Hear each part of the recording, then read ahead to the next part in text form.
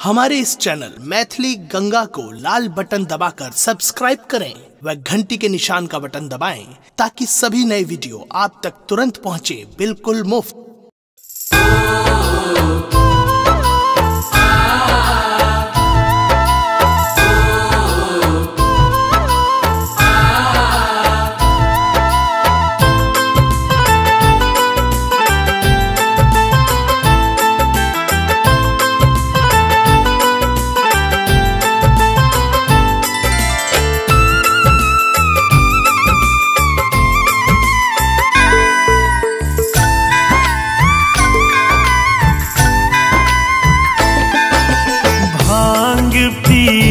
बैसल छठ गौरी कत गेला त्रिपुरारी हे।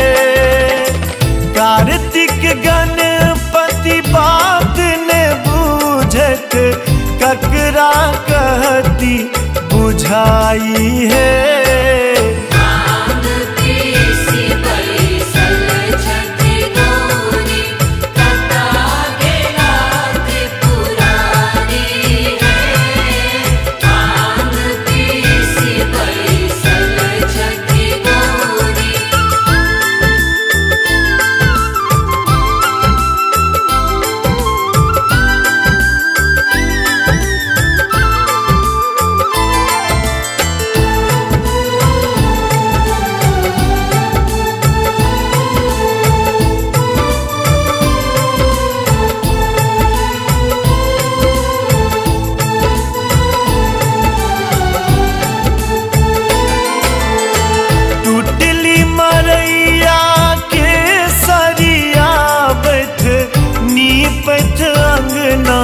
दुआरी है टूटली मरैया के सरियावत नीपथ अंगना दुआरी है। बसहा भूखल ठार भेल छन अनति कखन चराई है।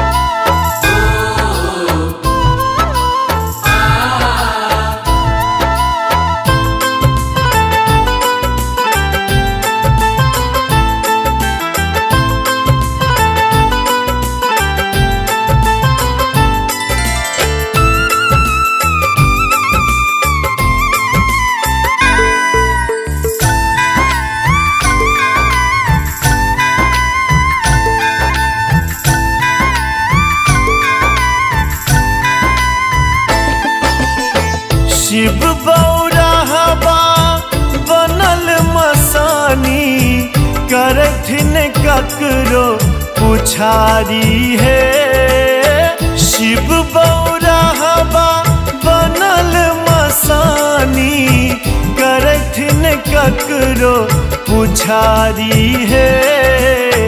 भूत प्रेत के संग रहै छथि रहती कोना दुलारी है।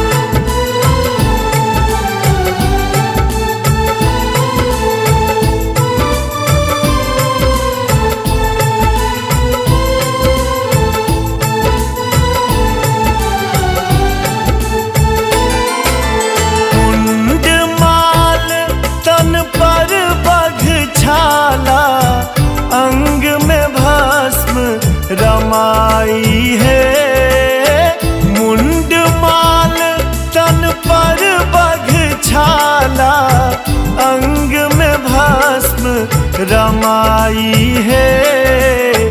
डिमिक डिमिक डमरू के बजावत कतो गेला बौराई है।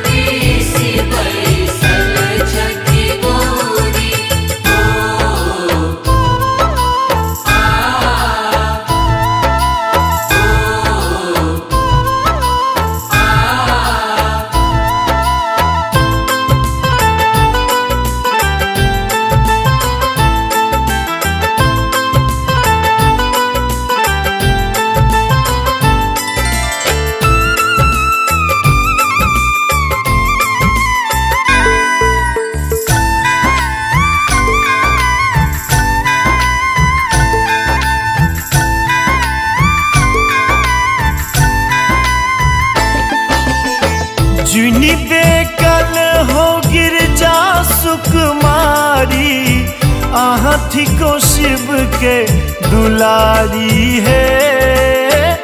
जुनी बेकल हो गिरजा सुकुमारी, आहाँ थिको शिव के दुलारी है। शिव शंभु संग शिवा शिवानी, हम सब आहाँ के पुजारी है।